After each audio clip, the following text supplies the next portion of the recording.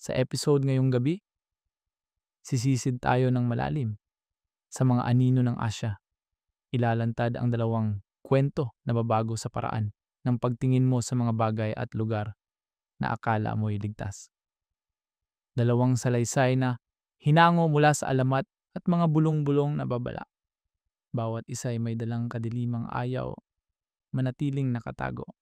At ang una ay dadalhin tayo sa puso ng Thailand, kung saan madalas magkasabay ang kagandahan at panganib sa iisang mukha. Isipin mo ito, walang katapusang hanay ng mga pwesto sa merkado ng Bangkok, mga parolang nagliliwanag, mga palamuti na kumikislap sa init ng neon, at mga tindero at tinderang bumabati na may ngiting ng aakit ng tawad at kayamanan. Sa gitna nila, may isang kahoy na maskara, inukit kamay, pinakinis ng husto, at ang ipinintang anyo'y alanganin sa saya at banta. Humihinto ang mga turista na aakit sa kakatwang alindog nito sa paraan na parang nabubuhay ito kapag tinamaan ng ilaw. Iisa ang paalala ng mga nagtitinda sa tuwing may titingin. Huwag mo itong iuwi. Pero sino ba talaga ang nakikinig? Hindi lang palamuti ang maskara. Hindi lang ito kahoy at pintura. Sabi ng alamat, ginawa ito bilang sisidlan. Idinisenyo upang humawak ng espiritu ng patay at hindi kailanman para isabit sa sala ng dayuhan. At sa mga nagwawalang bahala sa babala, sa mga nagdadala nito lampas dagat, nagsisimula ang bangungot sa mismong sandaling dumikit ito sa kanilang dingding. Hindi lang sila pinagmamasdan ng maskara, naghihintay ito. Sa mabigat na init ng kabisera ng Thailand, buhay ang mga pamilihan sa gulo at kulay. Ang uri ng lugar kung saan amoy usok ng iniihaw at insenso ang hangin, kung saan kumakalampag ang mga tuktok sa makikitid na kalsada at nagsisigawan ang mga tindero sa iisang himig ng tawaran. Para sa isang manlalakbay, isang binatang nagngangalang Daniel, dapat ay isang hapon lang itong pakikipagsapalaran bago ang kanyang lipad pauwi. 2 linggo na siyang gumagala sa mga templo at dalampasigan. At ngayon ay nais niya ng isang payak, nahahawakang bagay na maiuwi bilang patunay ng kanyang paglalakbay. Isang souvenir. Isang bagay na matuturo ng mga kaibigan niya at sasabihin, talaga bang nakarating ka roon? Ang pwestong umagaw sa kanyang pansin ay nasa dulo ng merkado. Kalahating natatakpan ng mas malalaking tindahan ng mumurahing kamiseta at plastik na laruan. Di tulad ng iba, tahimik ito. Ang mesa ay hindi puno ng kalat, kundi ng mga inukit na maskarang kahoy. May mga ngiting makangiwi, may mga mukhang balot ng dalamhati. Bawat isa ay pininturahan ng malalalim na pula at itim na kumikislap sa mahina. At nag-iisang bombilya sa itaas. Mukha silang luma, parang nararapat sa templo kaysa sa palengke. Huminto si Daniel na humaling sa isa.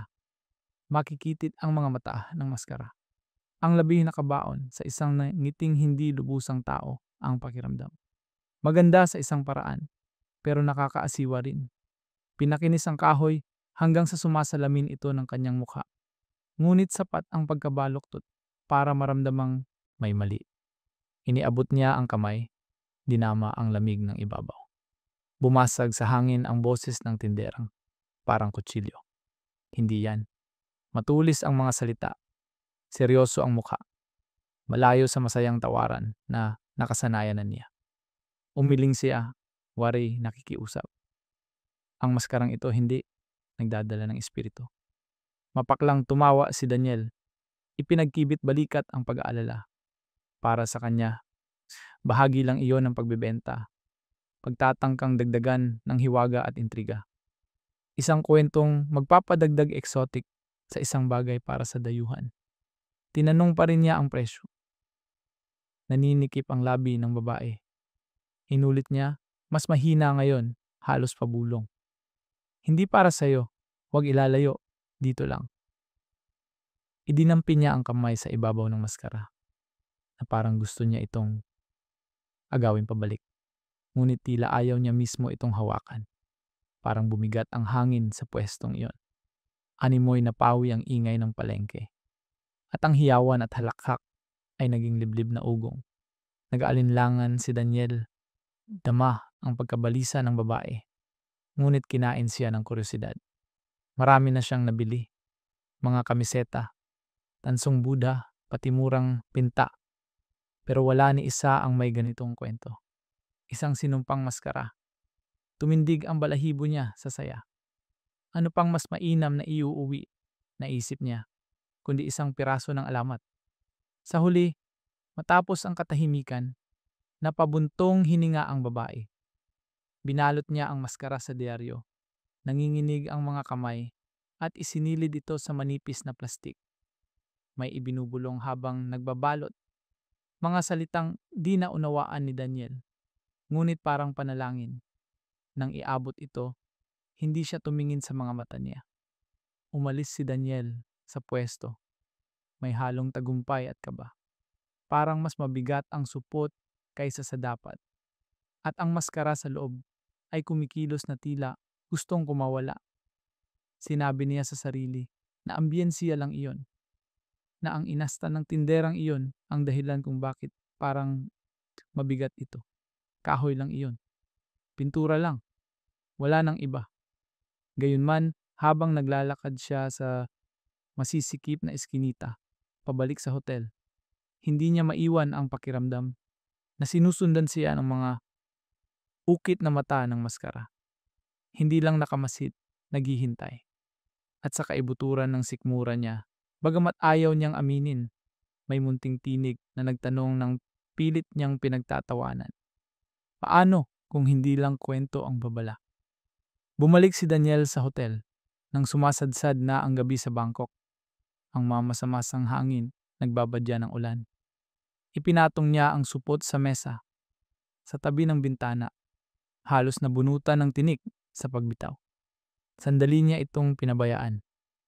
Naligo siya, nagpalipat-lipat ng channel sa lumang TV at umorder ng pagkain sa kwarto. Kinukumbinsi ang sarili na isa lang itong trinket. Pero paminsan-minsan, napapatingin siya sa mesa, sa bugso ng diaryong balot, na napakatahimik, napakastatik, parang may hinihintay. Doon niya lamang naramdaman ang unang pagbabago. Nang tuluyang buksan niya ito, mas madilim na ngayon ang maskara kaysa noong nasa palengke. Mas matalim ang nangiting inukit at ang mga gilid ng pinturay parang basa sa dilim ng ilaw sa kwarto. Inikot-ikot niya ito sa kamay at sa kisap mata. Parang may init na lumalabas sa kahoy. Hindi init ng araw kahoy, kundi parang buhay, tumatibok. Ibinagsak niya ito sa mesa. Napatawa sa sariling nerbiyos. Gabi iyon. At himbing ang tulog niya sa kabila. Sa loob ng 2 linggong biyahe, paikot-ikot ang tulog niya sa mga di pamilyar na higaan. Nagigising sa ingay ng lungsod na tumatago sa maninipis na dingding. Pero habang nandoon ang maskara sa tapat ng kama, bumaon ang katawan niya sa kutsyon na parang may humihila pababa. Bumulusok siya sa isang malalim at mabigat na panaginip na matagal na niyang hindi nadarama. Mga panaginip na kumakapit kahit pagkagising. Una, maganda ang mga panaginip. Nakatayo siya sa templo. Tumatagos ang gintong liwanag sa mga bintana. At bumubulong ang mga monghe sa mababang tinig na umaalingaw-ngaw sa mga buto niya. Malakas ang pakiramdam niya, nakapirmi, parang may nagising sa loob niya. Ngunit bago siya magising, biglang nag-iba ang himig. Lumamig ang templo, pumusyaw ang liwanag, at ang pag-awit ay naging mga bulong. Hindi isa kundi marami. Umiikot sa kanya mula sa lahat ng direksyon. Sobrang hina para maunawaan, pero sobrang lapit para ipagsawalang bahala. Napabangon siya sa dilim ng kwarto. Kumakabog ang dibdib. Mali ang hangin, mas malamig kaysa dapat. Parang may nagbukas ng bintana. Ngunit hindi kumikilos ang kurtina. At nang tingnan niya, nakasarado ang seradura. Nakatingin sa kanya ang maskara mula sa mesa. Makikitid ang mata na kumikislap sa tagas ng ilaw mula sa lungsod. Kinabukasan, ipinaubayan ni Daniel sa jetlag at imahinasyon ng lahat. Pero nanatili ang kaba. Sa agahan, nahuli niyang tinititigan ng supot na muli niyang binalot sa maskara. Kalahating inaasahang kikilos ito. Nang bitbitin niya ito sa lobby, napatingin ang receptionist. Binatang tuwid ang tindig at magalang ang mga mata. Tumagal ng bahagya ang tingin nito sa gilid ng supot kung saan sumisilip ang kahoy. Kumurap ang ngiti para bang may sasabihin. Ngunit nilunok ang mga salita at yumukong mabilis bago lumayo. Maliit na bagay, pero napansin niyon ni Daniel. Ang munting paglihis, ang kilatis. Bakit nga ba magre-react ang empleyado ng hotel na daan-daang turista ang nakikita sa dala niya? Kinagabihan, lumalim ang lahat. Bumalik siya sa kwarto matapos maglibot. Inihagis niya muli ang supot sa mesa. Ngayon ay bahagyang bukas. Habang nag-i-scroll sa telepono, napansin niyang humina ang aircon. May malamig na dapyo na masyadong malamig para sa makina. Banayad na umalon ang kurtina kahit nakapinid ang bintana. Sumunod ang bulong, malambot, parang may bibig na halos nakadikit sa balikat niya. Linaw na hindi maaring imahinasyon. Bigla siyang lumingon, walang tao. Waliban sa maskara, nakaupong nakangisi sa kalahating dilim. Wari mas malawak ang ngiti. Kinumbinsin niya ang sarili na pagod lang. Lumaki lang ang takot dahil sa babala ng tinderang iyon. Ngunit hindi siya tinantanan ng tanong. Bakit niya pinigilan ng ganon? Bakit nanginginig ang kamay habang binabalot? At bakit kapag ipinikit niya ang mga mata, naririnig pa rin niya ang mga paos na tinig umiikot sa katahimikan ng kwarto? Hindi pa man nakakalabas ng Thailand ang maskara at nagsisimula na ang kung anuman iyon. Sumunod na mga araw, lumatag ang di maipaliwanag na pagkabahala. Madaling isantabi ang kakaibang tulog, matingkad na panaginip, at malamig na hangin. Solong paglalakbay daw. Naglalaro ang isip. Ngunit nagsunod-sunod ang mga pangyayari. Masyadong tusok para ipagwalang bahala. Sa ikatlong umaga, inilabas ni Daniel ang maskara at ipinatong sa mesa. Lantad. Gusto niyang patunayan sa sarili na wala lang ito. Pagkapwesto pa lang niya tila nagbago ang silid. Lumubha ang bigat ng hangin. Para bang bagyo'y mag-uumpisa. Lumabas siya buong araw at pagbalik kinagabihan, may kakaiba. Hindi na ito naroon sa iniwan niyang lugar. Inilagay niya ito sa gitna ng mesa, nakasandig sa dingding. Ngayoy bahagyang lumiko sa kaliwa, nakaharap sa kama. Matagal siyang natigilan sa bungad ng pinto. Kinukumbinsi ang sarili na baka inusog ng tagalinis. Ngunit kinabukasan, nang tanungin niya sa front desk, mariing umiling ang kasambahay. Putol-putol ang Ingles, pero malinaw ang ibig sabihin. Hindi niya iyon ginalaw. Ayaw niyang galawin. Iyon ang pangalawang pahiwatig. Ang pangatloy ng gabing sumakay siya ng tuktok pabalik. Napansin ng matandang driver ang supot sa kanyang kandungan. Ordinaryo lang, maskara sa papel at plastik. Ngunit kumislot ang mukha ng lalaki. Minsang lingon sa kalsada, minsan sa supot. Nanigas ang buko-buko sa manibela. Sa huli, may sinabing Thai na matalas at apurado. Umiling si Daniel, hindi naintindihan, at inulit ng driver. Mas mabagal ngayon, parang idinudura ang mga salita. Nang isalin ni Daniel sa telepono, nanlamig ang sikmura niya. Ang sabi ng driver, patay ang bitbit mo. Mula noon, lalong nakapanghihina ang bigat sa hotel. Sa gabi, dumidilim ang mga panaginip. Lumalakas ang mga bulong. Ang templong minsang ginto ay ngayoy guho. Ang awit ng monghey, naging mga ungol na humuhugos sa di nakikitang sulok. Nagigising siyang buhol-buhol ang kumot. Basang-basa ng pawis sa kabila ng lamig. Tuwing umaga, nangangakong iiwan na niya ang maskara. Ngunit sa tuwing aabutin ang supot, parang may pumipigil sa loob. Parang ayaw siyang paalisin ng maskara mismo. Dumating ang kumukontra sa anyo ng isa pang manlalakbay na si May, isang Tsina na nakilala niya sa kafe ng hotel. Napansin nito ang kanyang mapupungay na mata, ang pag-igtad niya sa mumunting ingay. Nang aminin niyang kulang siya sa tulog, maingat itong nagusisa kung may nabili ba siyang kakaiba sa pamilihan. Unang sagot niya'y biro at iwas, ngunit nang masilip ni May ang bungkus ng dyaryo sa ilalim ng kanyang braso, tumigas ang ekspresyon nito. Hindi mo dapat hawak yan, sabi niya ng diretso. Natawang alangan si Daniel. Maskara lang to. Hindi kumurap ang mga mata niya. Hindi kailanman maskara lang.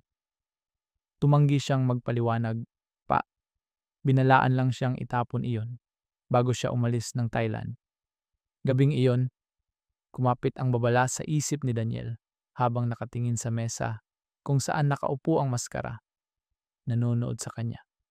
Tuwing ipipikit niya ang mga mata, mas lumilinaw ang mga bulong. Halos nagiging mga salita. Parang may tinig pang bumigkas ng pangalan niya. Kinabukasan, wala na si May. Walang nakakita sa kanya. At ang kwarto'y parang hindi niya tinuluyan. Gumapang ang malamig na takot kay Daniel. Para bang nagpakita lang siya upang magbabala. At nang matapos, naglahong parang usok. Sa puntong ito, hindi na basta bagay ang maskara.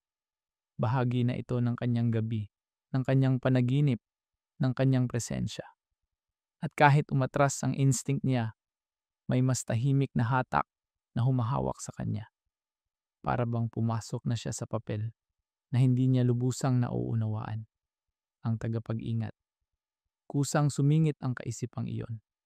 At anuman ang gawin niya, hindi ito umaalis. Lumubog sa ligalig ang mga huling gabi ni Daniel sa Bangkok. Ang tulog ay naging larangan ng digmaan.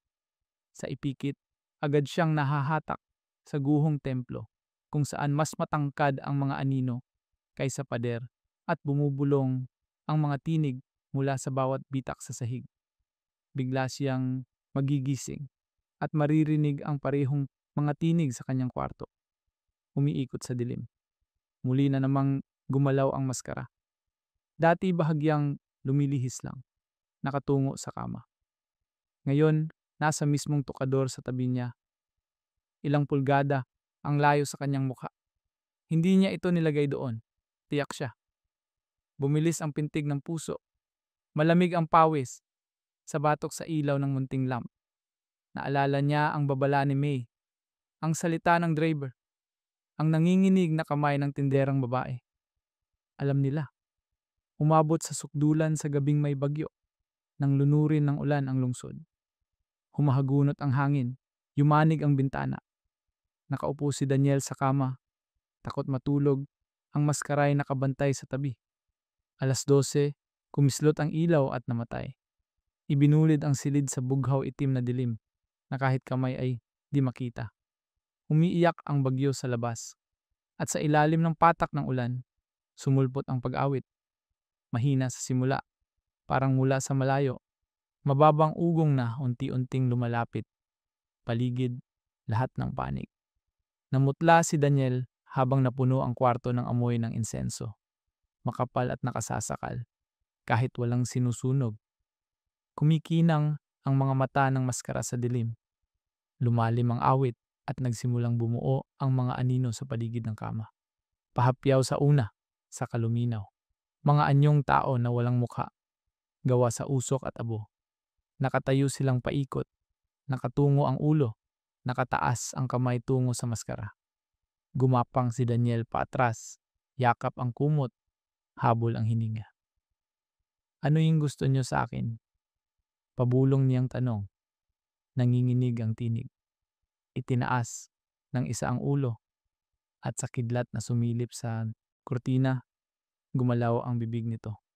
Umabot ang bulong sa tenga niya, mas malinaw kaysa dati, parang diretso sa laman loob. Tagapag-ingat, Nanlamig ang dugo niya. Lumapit ang mga anino.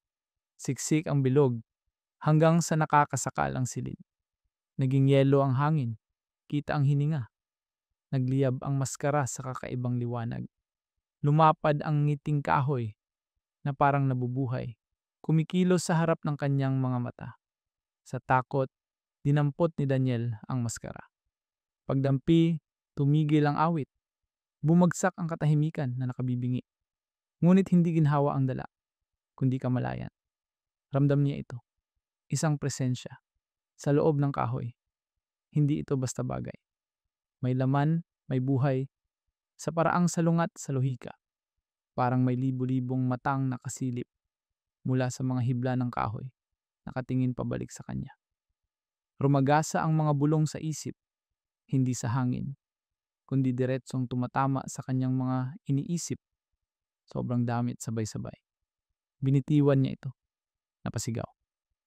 Bumagsak ang maskara. Nang nakatihaya, hindi nabasag. Nakangiti pa rin. Ngunit may nagbago.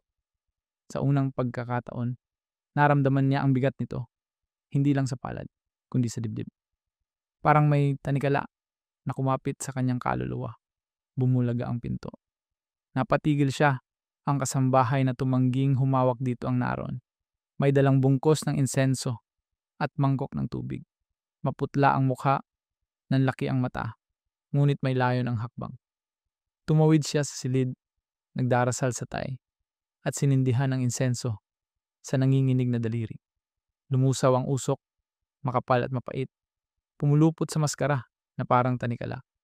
Sumiksik si Daniel sa dingding. Ano po? Ano to? Ano ang bagay na to?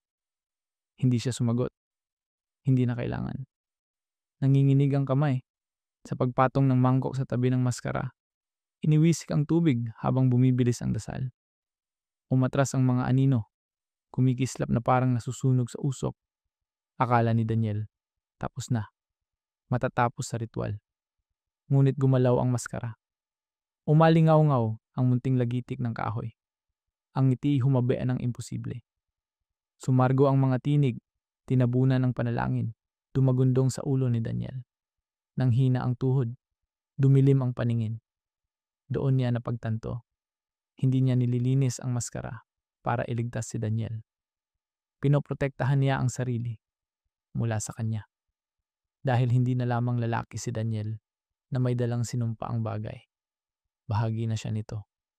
Binitawan ng kasambahay ang insenso at tumakbo palabas. Isinara ang pinto. Naiwan si Daniel. Ang maskaray nakangiti pa rin. Pumipintig sa buhay na hindi natural. At ngayon, niya lubos na naunawaan ang lalim ng patibong na pinasukan niya. Hindi siya nagmamay-ari ng maskara. Bilanggo siya nito. Lumawit ang mga oras sa takot na hindi maipinta. Nanatili siyang gising, nakasiksik sa sulok, nakabantay sa maskara. Hindi ito gumalaw mula nang umalis ang kasambahay. Ngunit pinuno nito ang hangin ng presensya. Mabigat na parang ang silid ay umayon dito. Sa tuwing pipikit si Daniel, sumisingit muli ang mga bulong. Hindi sa labas, kundi sa loob. Parang tinta na kumakalat sa tubig. Pagsapit ng umaga, napahiga siya sa pagod. May marahang katok sa pinto. Nang buksan, naroon muli ang kasambahay. Maputla, ngunit buo ang loob. May hawak siyang rosaryo ng butil, luma at napudpod. Ipinilit niya iyon sa dibdib ni Daniel. Kailangan mong maunawaan. Basag ang Ingles. Apurahang tinig. Hindi souvenir ang maskara. Sisidlan ito. Bahay ng espiritu. Napatitig si Daniel. Mahigpit ang kapit sa butil. Sisidlan? Para saan? Sumulyap ang babae sa mesa. Sa bungkos. Kung saan muli nang nakatago ang maskara. Parang kusa itong gumapang pabalik sa balot. Nanginig siya bago sumagot. Para sa patay. Sa mga hindi dapat pakawalaan. Bumigat ang salita. Binuo ang lahat ng kakatwa mula pa noon. Ang panginginig ng tindera. Babala ng driver. Paglitaw at pagkawala ni May. Hindi lang sinumpa ang dala niya. May layon ito. Disenyo. Ang maskara ay sisidlan. Bakit ako? Pabulong niya. Bakit sa akin? Umiling ang babae.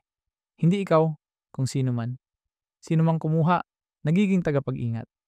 Kumakain ng maskara. Laging kumakain. Tumusok sa laman ang parirala. Iba na ang kahulugan ng lahat. Ang malalim na tulog, matingkad na panaginip. Pagkapagod bawat umaga, hindi pagpaparamdam lang. Pinupuno at sinisipsip siya. Ginagamit siya. Nanginginig ang kamay ng babae habang itinuro ang butil. Makakapagpabagal, hindi hihinto. Dalhin mo sa mga monghe. Sila lang ang marunong. Pero napatingin siya sa pasilyo. Kaunti ang nakakaligtas.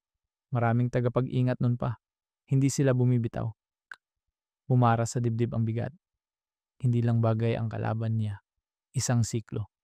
Isang hanay ng mga tagapag-ingat sa loob ng mga henerasyon. Ipinapasa ang pasanin. Kusa man o hindi. Ngayon, kanya na. Nilingon niya ang mesa. Mas matalim ang nangiti ng maskara. Ang hungkag na matay nangungutya. Inisip niya ang mga aninong walang muka. Ang mga tinig. Lahat nakatali sa pirasong kahoy. Kung sisidlan ito, hindi lang iisang espiritu ang nakatira rito. Marami, di mabilang. Umatras ang babae. Ubos ang tapang. Huwag mong itatago. Huwag mong iuuwi. Kapag lumisan ka, susunod. Hindi ito naiiwan dito. At nawala siyang muli. Iniwan si Daniel kasama ng nagkakapirasong katotohanan. Bumulusok ang kamalayan. Lahat ng dinismiss niya. Tulog, lamig, bulong. Hindi aksidente. Sintomas. Palapit ang maskara. Humahaplos ng mas malalim. Itinatali siya sa walang hanggang gutom. Ngayon niya naintindihan ang pakiusap ng tinderang babae. Hindi pagbebenta, kundi pagpigil. Naalala niya si May, ang huling babala, ang bakanting kwarto. Nakita rin ba niya ang katotohanan ito? Inabot ba siya ng maskara? Kinain ang bakas niya. Magaan at walang saysay ang bigat ng butil sa pulso. Gayunman, isinuot niya ito. Kumapit sa pag-asang kaya nitong hadlangan ang kumakain sa kanya. Sa unang pagkakataon, naisip niyang umalis ng walang maskara. Iwan sa hotel, sa kalye, sa ilog. Ngunit umaling-aw-ngaw ang salita ng kasambahay. Kapag lumisan ka, susunod. Hindi lang bagay sa bag ang maskara. Nakatali na ito sa kanya parang anino. Hindi niya ito maiiwan dahil hindi naman talaga ito umaalis. At habang pumapasok ang katotohanan sa buto, napagtanto ni Daniel, pinili na siya ng maskara. Hindi bilang may-ari ni biktima, kundi susunod na tagapag-ingat. Sa mahabang tanikala, laging may natatagpuan ang sinumpang maskara. At ngayon, siya ang napili. Nag-impake si Daniel bago sumikat ang araw. Gumagalaw na parang bawat aninoy may kamay. Tahimik na nakaupo sa mesa ang maskara. Muli sa dyaryo, ngunit ang bigat nito, ang pinakamabigat sa lahat. Iwas siyang tumingin, pero ramdam niya ang presensya nito. Nakadikit sa likod na parang palad. Sa lobby, napatitig ang receptionist habang dumaraan siya. Nagtagpo ang mata nila at napalitan ang magalang na ngiti ng pagkilala. Yumuko ito, parang gustong dumistansya. Tinimo ni Daniel ang hapdi ng maging markado. Basa pa ang kalsada sa ulan. Sumisipol ang tuktok, kumikindat ang neon, ngunit hungkag ang mundo. Sumakay siya ng taksi, niyakap ang bag, at bumulong pagsakay sa eroplano, tapos na. Malaya na. Ngunit pag alis ng taksi, naroon ulit ang bulong. Mahina sa simula, gumagapang mula sa plastic na bag. Koro ng mga tinig, mababa, hinahalo sa ugong ng makina. Hindi sila galit. Hindi nagbabantang tuwirin. Matiyaga sila. Sumilip ang driver sa salamin. Dumapo ang tingin sa bag. Kumuyom ang panga. Namuti ang kamao sa manibela. Wala siyang sinabi. Ngunit nakita ni Daniel ang takot.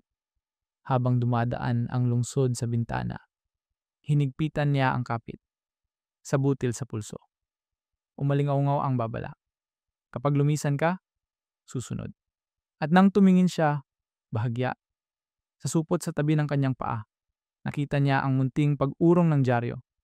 Parang ngumingiti ng mas malapad ang maskara. Humihila.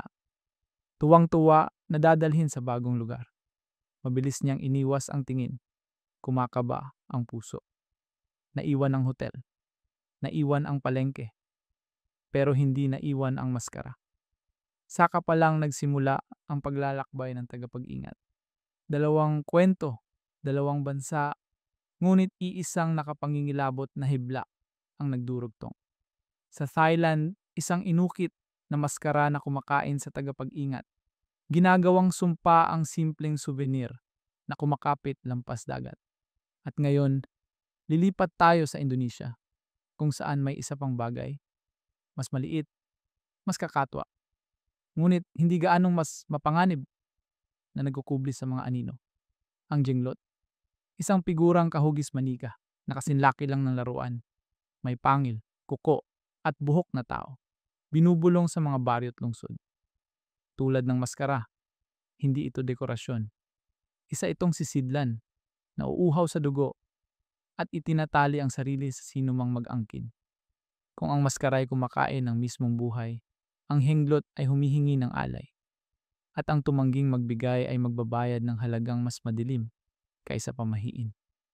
Humahaplos sa kalye ng Jakarta, ang init na parang pangalawang balat, amoy pritong pagkain, usok ng tambutso, at basang konkreto. Para sa lalaking si Adrian, manlalakbay ng hinahabol ang mga kababalaghan at kwento kaysa beach at cocktail. Eksakto itong lungsod. Habang abala ang turista sa mall at monumento, gumagala siya sa makikitid na eskinita.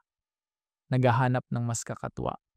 Isang bagay na maiuuwi na walang sino mang magnanais hawakan. Narinig na niya ang jenglot, pahapyaw, mga bulong sa online forum, larawang buhaghag na parang props sa lumang horror, sabi-sabing nilalagay sa garapon at inaalaya ng dugo. Hindi siya naniniwala sa sumpa. Hindi talaga. Pero nakaaaliw ang ideya. Talisman na totoo, nakatali sa lokal na pamahiin. Sa liit ay madaling dalhin, ngunit may misteryong pangkwentong buhay. Dinayon niya ang mas tahimik na bahagi ng lungsod, kung saan asul na tolda ang bubong ng mga pwesto at pabulong ang usapan. Iba ang bigat ng hangin dito. Mabagal gumalaw, pati pusang ligaw. Napansin niya kung paano iniiwasan ng mga lokal ang isang pwesto sa kanto, kung saan nakatakip sa salamin ang mga paninda at kahong may kupas na tela. Nasa likod ang matandang lalaki. Malalim ang gusot sa mukha. Matalim ang mata. Nakahilera sa mesa ang iba't ibang bagay, buto, ngipin, kinilong hayop. Ngunit agad napako ang tingin ni Adrian sa sentro. Kasinlaki ng palad, tuyot na katawan sa pagitan ng tao at bangkay. Maitim at makunat ang balat, nakabalot sa sobrang nipis na mga buto. Mahahabang hibla ng itim na buhok ang nakalugay, gusot at mamantika habang nakalitaw ang 2 matutulis na pangil. Ang maliliit na brasoy may kukong tila pana, nakatiklop sa dibdib. Pinakanakakakilabot ang mga mata. Salamin, hindi kumukurap. Ngunit may lalim na parang buhay. Lumapit si Adrian, naakit. Ano to? Tanong niya. Simple ang sagot ng matanda, ngunit mabigat. Jenglot. Walang pangiti, walang tawaran. Sa halip, binaba niya ang tinig. Hindi inaalagaan ng walang galang. Kailangan pakainin, dugo.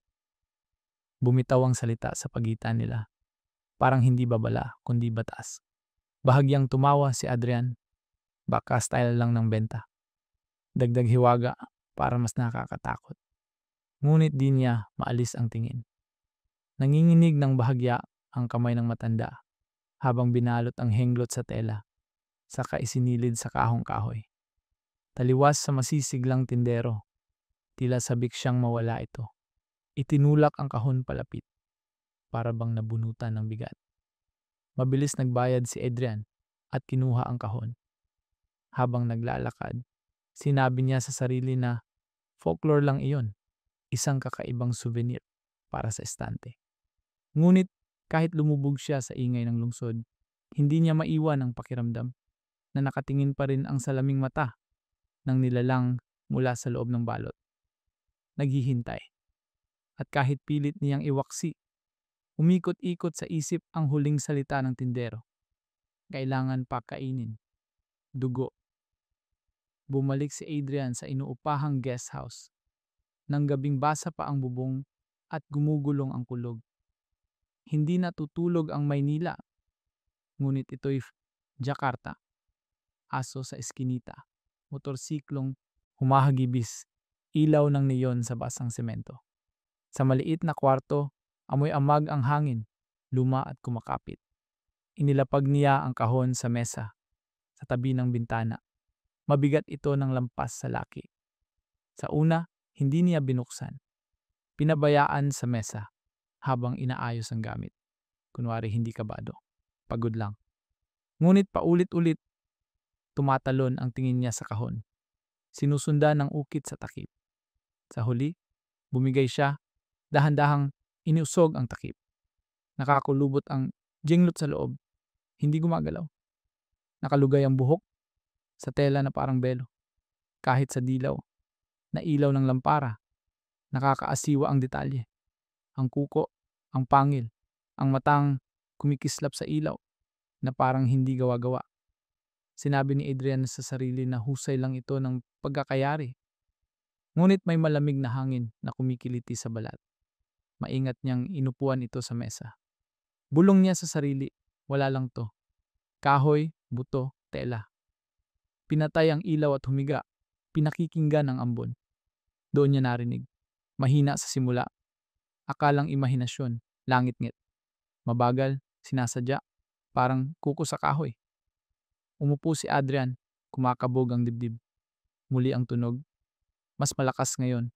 Hindi sa dingding, hindi sa labas. Sa mesa, binuhay niya ang ilaw. Hindi gumalaw ang jenglot. Nasa posisyon pa rin. Ngunit sa kahon katabi nito, may 3 bagong gasgas sa takip. Mapuputla, mababaw, hindi nandun kanina. Nanuyo ang lalamunan ni Adrian. Pinilit niyang tumawa. Baka nandoon na iyon at hindi niya napansin. Isinara niya ang kahon. Ibinalik ang jenglot sa loob at itinulak sa pinakasulok ng mesa. Humiga, nakatitig sa kisame hanggang dalawin ng antok. Pagsikat ng araw, manipis na liwanag sa kurtina. Nasa gitna na ng mesa ang kahon. Bukas. Nakatingin ang jenglot.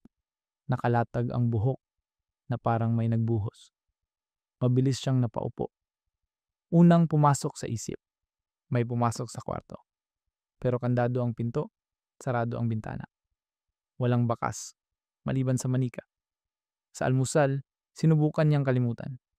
Ngumiti ang hostess at nagkape siya. Ngunit nang mapansin nito ang kahong kahoy sa ilalim ng kanyang braso, namutla ang mukha. Hindi nagsalita.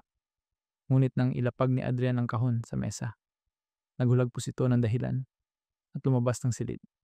Maliit na bagay. Ngunit sapat. Isa pang reaksyon. Isa pang hindi sinabing babala. Pagbalik sa kwarto, tumalas ang kaba. Inilatag niya ang jenglot sa mesa. Pinapanood ito ng mariin na parang sa pagtingin mawawala ang ilusyon. Ngunit habang umaabot ang oras, parang hindi na bagay ang figura. Naghihintay ito. At kahit pinipilit niyang pagtawanan, alam na niya sa kaibuturan ng puso. Ang mga gasgas, ang paggalaw, ang titig ng mga tao. Hindi kontento ang jenglot na itinatago. May gusto ito. Binalot ng tensyon ang mga sumunod na araw. Hindi tumigil ang pagkaluslos. Sa gabi lang dati, ngayoy pati araw habang nagbabasa o umiinom ng tsaa. Lagit-laging pareho, dahan-dahang kalmot sa kahoy. Titingin siya, hindi gumagalaw ang jenglot. Ngunit dumadami ang bakas sa kahon, maninipis na guhit. Lumalalim kada umaga. Parang gustong kumawala. Ikalawang pangyayari. Gabing uuwi siya mula sa hapunan. Malamig ang kwarto, kahit maalinsangan sa labas. Bukas ang kahon. Ngunit ngayon, mas mahaba ang buhok ng jenglot. Haba ng hibla. Nakausli sa mesa. Umuulo sa sahig. Nanigas si Adrian. Baka hindi niya napansin noon. baka namasa at humaba. Ngunit nang idikit niya ang ilong, amoy bakal ang buhok. Parang bakal, dugo. Sumama ang mga panaginip. Nagigising siyang pawis na pawis. May panlasa ng tanso sa dila at may munting tuldok ng pula sa unan na hindi niya maipaliwanag. Kinabukasan, waring punit na ang nerbiyos niya. Bitbit niya ang kahon sa almusal. Ayaw niyang maiwan sa kwarto. Naroon ang hostess, ngunit nang makita ang dala, nawala ang nangiti. Lumapit siya, mabagal, nakapako sa kahon na parang panganib. Ito, inaalagaan mo? Tanong niya. Mabigat ang punto. Napatawa si Adrian, pilit. Talisman lang, kakaiba. Nanigas ang mukha ng hostess. Hindi kakaiba, bitag ng espiritu. Kailangan pakainin. Nag-aatubili sa kabumulong. Kapag walang dugo, sa'yo kukuha. Nanlamig si Adrian. Gusto niyang tawanan bilang pamahiin. Ngunit ang panginginig ng kamay at ang bulong na panalangin ng babae, hindi iyon biro. Nang mag-usisa pa siya, mabilis itong lumayo. Nagdarasal pa uwi sa kusina. Umalo ng babala sa isip niya buong araw. Pakainin. Dugo. Sinabi rin iyon ng tindero. Tinawanan lang niya. Ngayon, 2 lokal na ang nagbulong sa iisang tono. Hindi ito pagkakataon. Dumating ang kumukontra, kinagabihan. Si Rizal, isa pang panauhin, nagpakilalang taga-Karatig Baryo. Napansin niyang titig na titig si Adrian sa jenglot sa sala. Bahagyang bukas ang kahon. Umupo si Rizal na may bigat sa muka. Hindi mo dapat hawak yan. Matalim niyang wika. Sumimangot si Adrian. Bakit ba iisa ang sinasabi niyo? Dahil hindi iyo yan, balik ni Rizal. Jenglot ay para sa marunong ng ritual. Dayuhan ka. Akala mo laruan, kwento. Hindi. Kung di mo mapapakain ng tama, kakain siya. Sa dugo mo. Sa buhay mo. Tawanan sana si Adrian. Ngunit pasag ang tinig. Ano yung gusto mong gawin ko? Nangitid ang mata ni Rizal. Isauli mo. O itapon sa dagat. Pero huwag mong iuuwi. Huwag mong paiikutin na susunod. Pinakalma ni Adrian ang mukha. Pero may nindig. Iba na ang mata ng jenglot. Hindi na salaming tuyo, kundi tila basang buhay. Nakikinig. Kinagabihan, hindi na matiis ang kalmot. Lumakas, lumapit. Hanggang mapilitang umupo si Adrian. Ang jenglot na ngayon ay nasa tokador sa tabi ng kama. Hindi niya ito nilagay doon. Nakakalat ang mahabang buhok sa ibabaw na parang ugat. Nakaabot ang kuko, pulgadang layo mula sa kanyang kamay. Umatras si Adrian, hinihingal. Hindi na gumalaw ang figura.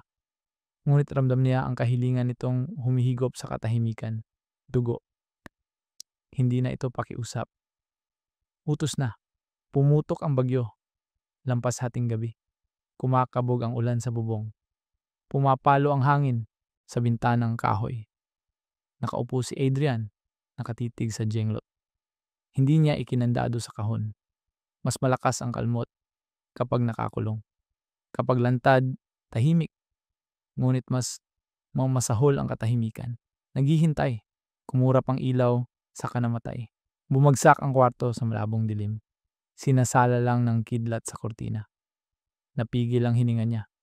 Mabigat ang hangin, amoy basang lupa at kaunting metal, kalawang o dugo. Sumunod ang tunog, hindi kalmot, hinga. Mabagal, gaspang, sobrang lapit. Nag-angat ng balahibo sa braso. Dahan-dahan siyang tumingin. Sumalubong ang mata ng jenglot. Kumikintab sa kidlat. At sa unang beses, parang tumataas baba ang munting dibdib nito. Nanigas si Adrian. Hindi gumagalaw ang figura. Ngunit kumalat ang mahahabang hibla sa mesa. Bumababa sa sahig. Humuhugong ang kulog, ngunit tila sabay ang tibok ng silid sa puso niya. Sa pagkataranta, sinubukan niyang isilid sa kahon ang jenglot. Ayaw magsara ng takip. Pumipilipit ang buhok. Sumasabit sa gilid, tumututol. Nang pilitin niya, sumugat ang matalas na kuwit sa palad. Napabitaw siya. Sumirit ang maninipis na patak ng dugo sa mesa. Biglang nagbago ang silid. Lumamig At nagsimula ang mga bulong, hindi sa labas, sa loob ng bungo.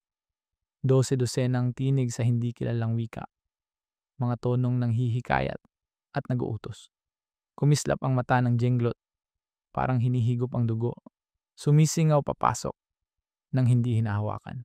Kumilos ang buhok, parang daliring kumakapit. Umatras si Adrian, hawak ang sugat. Ano ang gusto mo? Hingal niya, bagamat alam na niya ang sagot. May matinis na katok. Napalingon siya, si Rizal, nakasilip, may dalang mangkok, naluwad at bungkos ng insenso. Matigas ang tingin. Hinahawakan mo na? Patlang niyang sabi. Natitikman ka na? Iyo ka na nito. Umiling si Adrian. Hindi, nasugatan lang ako. Itinabi ni Rizal ang mangkok sa tokador.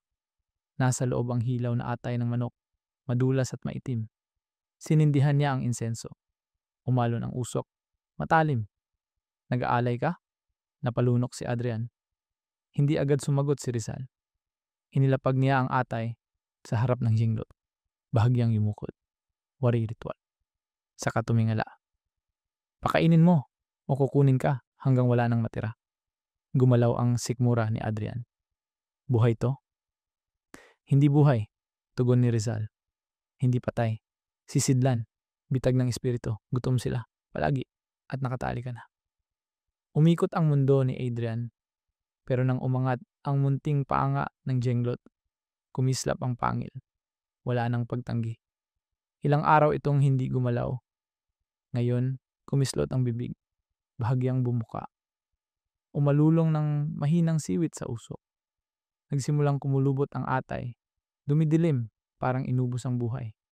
Dumidilig ang katas papaloob sa jenglot na hindi man lang hinahawakan. Kumirot ang tiyan ni Adrian, nanuka. Dapat sunugin ato, usal niya. Dudurugin, itatapon. Hindi! Kumislot ang mata ni Rizal. Kapag winasak, lalaya ang espiritu. Ikaw ang unang kukunin at sinumang malapit sa'yo. Lumapit ang dingding, sumisigaw ang bagyo. At sa gitna ng lahat, may tinig na mas malinaw sa iba. Dumulas sa isip niya. Pakainin mo ako. Hindi iyon boses sa hangin. Boses sa loob. Dumudugtong sa kanyang mga iniisip. Niyakap niya ang duguang palad, nakatitig sa jenglot. Ang kukoy nakatitikwas. Ang buhok ay kumakalat na parang ugat. Ngayon niya nakuha. Hindi na siya kolektor. Hindi turista, may kakaibang souvenir. Siya ay tagapag-ingat. At ang bagay na kinuha niya, buhay sa paraang laban sa batas ng kalikasan at hindi siya bibitawan. Umugong ang bagyo, yumanig ang dingding, at tinitigan siya ng gutom na mata ng henglot. Sumiksik si Adrian sa pader, nanginginig at iisa ang tanong na kumakalaykay sa isip. Paano ka lalaya sa isang bagay na ayaw mamatay? Humupa ang bagyo bago madaling araw. Umatras ang kulog. Ngunit walang ginhawa ang katahimikan. Nakasandal si Adrian sa pader. Nakatitig sa tokador. Naroon pa rin ang henglot. Nakabuka kalahati ang bibig. Ang atay sa mangkok. Kulubot, tuyo, parang linggo na ang lumipas. Naupo si Rizal sa sulok. Unti-unti nang nawawala ang usok ng insenso. Mabigat ang muka. Parang sanay na sa tagpong ito. Ramdam mo, di ba? Mahinang tanong. Ang alin? Pao si Adrian. Ang hila, ang bigat. Nakatali na sa'yo. Umiinom yan kahit natutulog ka. Payapa ang boses, ngunit tiyak at sumakit ang sikmura ni Adrian. Sumiklab ang alaala. Ang malalim na tulog simula. Nang bilhin ito, mga panaginip na may bulong. Paggising na parang may lasa ng bakal. Akala niya ay pagod. Pero ngayong umaga, malinaw. Matagal na siyang sinisipsip ng jinglot. Bakit ako? Anong pakialam sa may hawak? Garalgal niya. Walang pakialam kung sino, sagot ni Rizal. Basta may magbubuhat. Sisidlan ng henglot ng mga espiritong hindi matahimik. Nakakulong sila, pero gutom. Kailangan ng tagapag-alay. At kung tatanggi ang tagapag-ingat, kung walang dugong ihahandog, kukuha ang jinglot sa iba. Naalala ni Adrian ang mga kalmot, ang buhok na humaba, ang hiwa sa palad. Hindi iyon random. Unang pagsubok iyon, mga hakbang patungo sa hindi maiwasan. Paano kung itapon ko lang? Iwan dito. Pilit niya. Umiling si Rizal. Hindi mananatili. Saan ka man pumunta? Susunod. Ang sabi ng iba. Gumagapang pabalik. Sabi ng iba. Nakakabit ang espiritu sa dugo mo. Ikaw ang pasan. Bumigat ang dibdib. Nasaksak ng imaheng. Iuuwi niya ito. Nakaupo sa estante. Nakikinig sa kalmot sa dingding. Hanggang kainin siya. Nabasa ni Rizal ang takot at lumambot ang tinig. May isa. Dalhin mo sa banal kay pinuno espiritual. May ilan na marunong magpalaya. Pero huminto siya, hindi laging gumagana, at bihirang hindi mabago ang tagapag-ingat. Tinitigan ni Adrian ang tuyong alay, na nalanta na parang ininom ng walang galaw. Umalingaw-ngaw ang bulong ng hostess kapag walang dugo sa'yo kukuha. Naunawaan niya sa wakas ang mga reaksyon, takot, bulong, pag-iwas, hindi pamahiin, karanasan. Nakakita na sila ng mga tagapag-ingat, mga biyahero na umuuwi ng bangungot. Kung gayon, tuyo ang tinig niya. Hindi ko ito may iwan. Hindi ko masisira. Kailangan ko lang pakainin o kakainin ako. Tahimik si Rizal. Sagot na iyon. Gumalaw ang bukang liwayway sa sahig. Humaplos sa jenglot. Sa saglit na iyon, parang bahagyang umangat muli ang dibdib nito. Dahil dito, nalagutan si Adrian ng pag-asa. Hindi pala siya bumili ng kakaiba. Hindi trophy. Nagmana siya ng papel. Tulad ng maskara sa Thailand, pumipili ang sisidlan ng tagapag-ingat. Hindi lugar ang tali, kundi tao. At sa malinaw na liwanag ng umaga, ang figura sa tukador. Hindi ng alamat lamang. Responsibilidad na niya. At walang takas. Lumabas si Adrian, bago tanghali. Tanga ng kahon. Walang paalam sa hostess. Walang pasasalamat kay Rizal.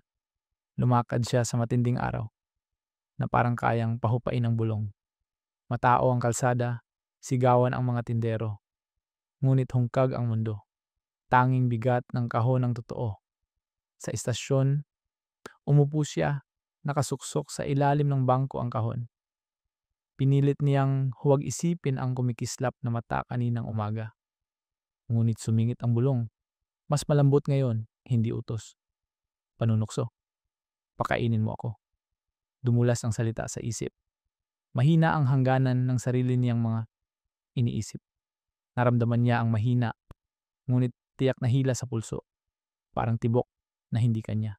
Sinipat niya ang butil. Basa. Munting patak ng pula sa kahoy. Sumisirit mula sa hiwang wala kanina. Dahan-dahan niyang nilingon ang kahon.